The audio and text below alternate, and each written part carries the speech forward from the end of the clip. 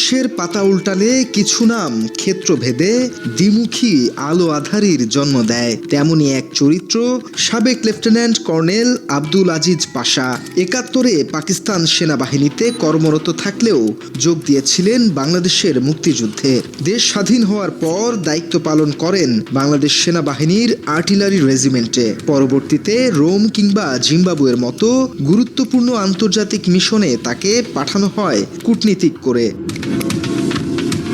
কিন্তু তিনি ভাগ্যের নির্মম পরিহাসের সাক্ষী হন ১৯৯৬ সালে।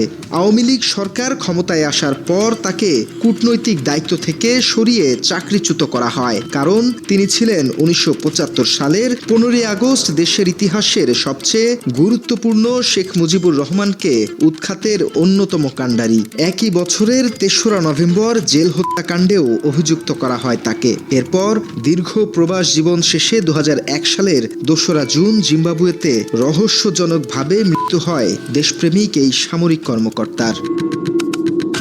একটি পুরনো সাদা কালো ছবি, যেখানে এক ফ্রেমে বন্দী মেজর হুদা, তার বোন মাহফুজা পাশা এবং কোলে থাকা এক অবুঝ শিশু। পাশে দাঁড়িয়ে স্বামী লেফটেন্যান্ট কর্নেল পাশা, মায়ের কোলে থাকা সেই ছোট্ট শিশু রাফসানা ওরফে আফসানা পাশা।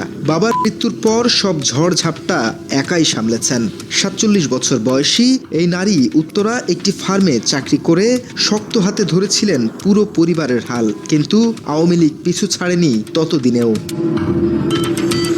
৫ এপ্রিল ২০২৩ বুধবার বিকেল, অফিস শেষে সিএনজি যোগে ঢাকার উত্তরার কর্মস্থল থেকে বাড়িধারার বাসায় ফিরছিলেন আফসানা। মহাসড়কে লা মেরিডিয়ান হোটেলের সামনে আসতেই পেছন থেকে তীব্র গতিতে ধেয়ে আসে শ্যামলী পরিবহনের একটি যাত্রীবাহী বাস। মুহূর্তেই লণ্ডভণ্ড হয়ে যায় চারপাশ। সজোরে ধাক্কা দিয়ে পিষে দেয়া হয় সিএনজিটিকে। গুরুতর আহত অবস্থায় কুর্মিটোলা জেনারেল হাসপাতালে নেওয়া হলে চিকিৎসকেরা আফসানাকে মৃত ঘোষণা করে। বাসটি জব্দ হলেও চিরচেনা ছকে ঘটনার পরপরই পালিয়ে যায় এর চালক। আর আইন শৃঙ্খলা বাহিনী একে সড়ক দুর্ঘটনা হিসেবে দেখলেও প্রথম থেকেই ঘটনাটিকে নিছক দুর্ঘটনা মানতে নারাজ আফসানার পরিবার। তাদের দাবি এটি একটি পরিকল্পিত হত্যাকাণ্ড। আমার মেয়েকে হত্যা করা হয় ওর আব্বুকে নিজের হাতে জবাই করতে না পারার কারণে। দীর্ঘদিন পর আবারও ক্যামেরার সামনে মুখ খুলেছেন কর্নেল পাশার স্ত্রী মাহফুজা পাশা। সন্তানের সাথে ঘটে যাওয়া মর্মান্তিক এই ঘটনার স্মৃতিকথা মনে করে অসহায় এই মা অঝরে কাঁদতে থাকেন। তখন আমার মেয়ে ডেড বডি ফুটেছে কুর্মিটোলা হাসপাতালে।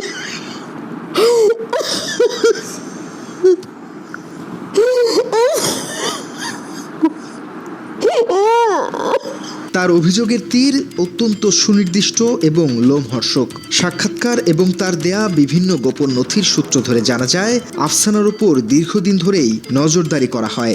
দুর্ঘটনার দিনও তাকে অনুসরণ করা হয় বলে প্রমাণসহ আমাদের কাছে তুলে ধরেছে ভুক্তভোগী পরিবারটি। মায়ের দাবি, বাবার অতীতের রাজনৈতিক ও সামরিক ইতিহাসের জের ধরেই তার একমাত্র মেয়েকে সুপরিকল্পিতভাবে দুনিয়া থেকে সরিয়ে দিয়েছে শেখ হাসিনা। অতীতের রাজনৈতিক ইতিহাস আর প্রতিহিংসার বলি হয়েছে এক নিরপরাধ সন্তান। খিলক্ষেতের সেই বাস দুর্ঘটনা কি শুধুই এক চালকের অসতর্কতা, নাকি পর্দার আড়ালে থাকা কোনো মাস্টারমাইন্ডের নিখুঁত নীল নকশা? এই কুয়াশাচ্ছন্ন প্রশ্নের উত্তর খুঁজতে এখন আদালতের দিকেই তাকিয়ে নিহতের পরিবার। রাফসানার মায়ের অভিযোগ, তার ভাইকে হত্যায় ব্যর্থ হয়ে পূর্বশত্রুতার জের ধরে পৈশাচিক এই পরিকল্পনা করা হয়েছে, যেখানে ব্যবহার করা হয়েছে একটি যাত্রীবাহী বাস। আমার ভাইকে জবাই করেছে, তার নির্দেশে এটা করা হয়েছে, এটা কনফার্ম। কিন্তু এর সাথে সে কাকে দিয়ে করিয়েছে, কার মাধ্যমে, তবে শ্যামলী পরিবহন জড়িত, তাদের বাস, এটা হচ্ছে পাবলিক ট্রান্সপোর্ট। ওই বাসে সেদিন কোনো প্যাসেঞ্জারই ছিল না, খালি কেন আসবে একটা প্যাসেঞ্জার বাস? ঘটনার দিন ওই বাসে কোনো যাত্রী ছিল না বলে দাবি প্রত্যক্ষদর্শীদের। আর এই বিষয়টি ঘটনার পেছনে গভীর ষড়যন্ত্রের ইঙ্গিত দেয় বলে মনে করছে নিহতের পরিবার। সিএনজিকে ধাক্কা দিয়েছে, আই এম শেকিং আজকে আবার।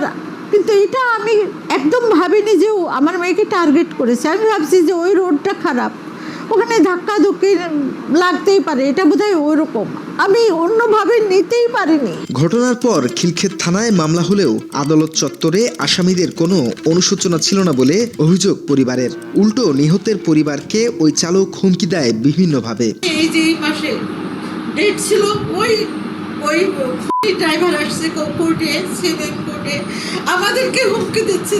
তাদের মধ্যে বিন্দুমাত্র অনুশোচনা, দুঃখবোধ কিচ্ছু নাই। উত্তরা সংলগ্ন লা মেরিডিয়ান হোটেলের ঠিক উল্টো পাশের রাস্তা। এটি এমন একটি নির্জন এলাকা যার ঠিক পাশেই নেই কোনো বহুতল ভবন, আর পুরো এলাকা জুড়েই তখন ছিল না কোনো সিসিটিভি ক্যামেরা। নিত্য রাফসানা পাশার মায়ের অভিযোগ, ঘাতকেরা এমন একটি জায়গাকেই বেছে নিয়েছিল রাফসানা পাশার উপর হামলার জন্য, যা স্পষ্টতই একটি সুপরিকল্পিত হত্যাকাণ্ডের ইঙ্গিত দেয়। আমার মেয়েকে যেদিন হত্যা করে এমন একটা জায়গা সিলেক্ট করেছে যেখানে কোনো বিল্ডিং নেই, মানে সিসি ক্যামেরাও নেই, কোনো সিসি ক্যামেরা খুঁজে পাওয়া যায় না। জাস্ট অনেক নিচে, আমি পরে সব ঘুরেছি, ট্রেন লাইন, ওইটুকু জায়গায় ফাঁকা। আমার বাসা থেকে উত্তরা যেতে ওই ফাঁকা জায়গাটাই ওরা সিলেক্ট করেছে, এবং লা মেরিডিয়ান হোটেলের উল্টা দিকে।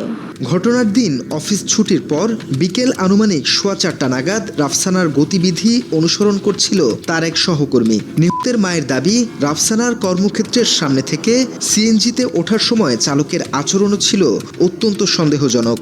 রাফসানার সিএনজি ছাড়ার মাত্র কয়েক মিনিটের মধ্যেই তার সহকর্মী কাদের এবং অন্য আরেকজন রহস্যময় সরকারি এজেন্ট তাকে অনুসরণ করা শুরু করে। তাই আসার সময় উল্টা দিক দিয়ে আসতে হয়, তো আসছিল তখন মনে হয় 4:20, 4টায় অফিস বন্ধ হয়, 4:15 বা 4:20, এবং ওই দিন আমার মেয়ে বের হয়েই অফিসের সামনে ছোট্ট একটা দোকান, ওই দিন সে দেখে সিএনজি ওখানে দাঁড়ানো ফার্স্ট টাইম। তারপরে সিএনজি আলার কথাবার্তাও অসংলগ্ন। তো সে সিএনজিতে উঠে তাদের আমার মেয়ের আসার 5-7 মিনিট পরে বের হয়, এবং সাথে একটা সরকারি এজেন্ট ছিল, তাকে নিয়ে বের হয়, পিছন পিছন ফলো করতে থাকে। দুর্ঘটনার পরপরই সহকর্মী কাদের ফোন করে রাফসানা পাশার দুর্ঘটনার দুঃসংবাদ জানান রাফসানার মাকে, কিন্তু রাফসানা পাশার সাথে তার মা মাহফুজা পাশা কথা বলতে চাইলে অস্বীকৃতি জানান কাদের। প্রথমে ইউনাইটেড হাসপাতালে নেয়ার কথা বললেও পরে কুর্মিটোলা জেনারেল হাসপাতালে নেওয়া হয় রাফসানাকে। সবচেয়ে বড় রহস্যের জন্ম হয় তখন, যখন কর্তব্যরত চিকিৎসক মৃত্যু নিশ্চিত করার আগেই কাদের জানান রাফসানা আর বেঁচে নেই। চিকিৎসকের আগেই কিভাবে মৃত্যুর খবর কাদের জানলেন তা নিয়ে প্রশ্ন তোলেন মাহফুজা পাশা। এবং কাদেরই প্রথম আমাকে ফোন করে বলে কি, আন্টি লিরা তো অ্যাক্সিডেন্ট করেছে। তা আমি চিৎকার করে বলি, লিরাকে দাও। বলে না না, ও তো নেই, আমাকে একজন পথচারী ফোন করেছে। তারপরে বলে, আমি বলি কি তাহলে ইউনাইটেড কোন হসপিটালে নেবো? আমি বলছি ইউনাইটেড হসপিটাল, আমার বাড়ির কাছে নিয়ে আসো। পরে বলে কাদের আবার ফোন করে বলে না, ওকে কুর্মিটোলায় নেওয়া হয়েছে, এবং কাদের নাকি আমার ভাইকে বলেছে লিরা বেঁচে নেই। ও কি করে জানলো? ডাক্তার তখনও ডিক্লেয়ার করে নাই, ডাক্তার ডিক্লেয়ার করলে আমাদের কাছে করবে। কুর্মিটোলা হাসপাতালে রাফসানার মায়ের সাথে কাদেরের দেখা হলেও তার আচরণ ছিল সম্পূর্ণ নির্বিকার এবং স্বাভাবিক। দীর্ঘদিনের পরিচিত ও একসাথে চাকরি করা সহকর্মীর মৃত্যুর সময় কাদেরের এই নিরাসক্ত আচরণ আফসানার মায়ের সন্দেহকে আরও ঘনীভূত করে।